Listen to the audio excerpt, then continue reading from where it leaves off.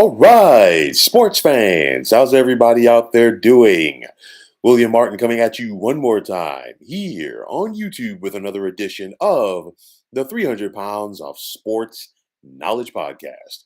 Nobody knew how this NBA season would turn out for the Boston Celtics following the surprise suspension of their head coach, Ime Udoka. Now, Udoka's suspension resulted in Celtics assistant coach Joe Mazzulla being named as the interim coach prior to the start of the season. And under Mazzulla, the Celtics have picked up right where they left off from, as this is a team that is once again a championship contender. At the All Star break, the Celtics' record of 42 and 17 is the best in the NBA, which has resulted in the interim tag being removed rather from Missoula's title. Now, in spite of losing Udoka, the Celtics came back hungry following their defeat to the Golden State Warriors in last year's NBA Finals. Boston has gotten better offensively, which includes forward Jason Tatum playing like an MVP candidate as he is averaging more than 30 and a half points per game, which is currently sixth in the NBA.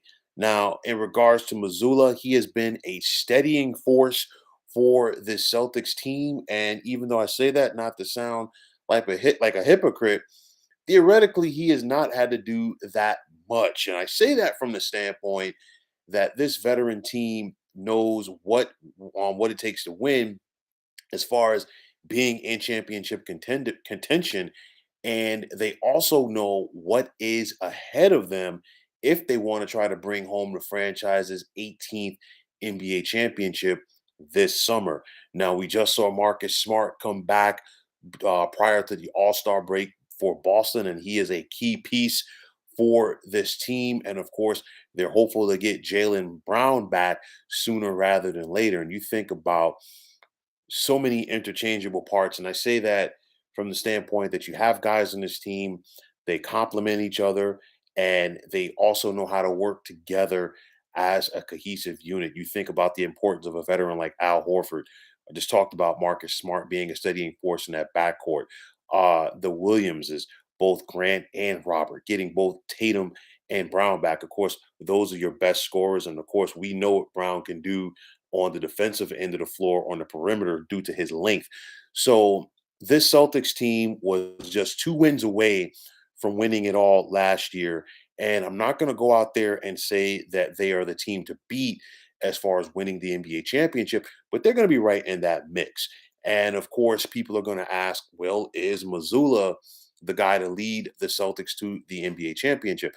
I'm not sure, but I'll tell you one thing, he's definitely the right guy for the Celtics, to the point that, according to a recent Sports Illustrated article, Ime Udoka is not even anymore employed by the Boston Celtics.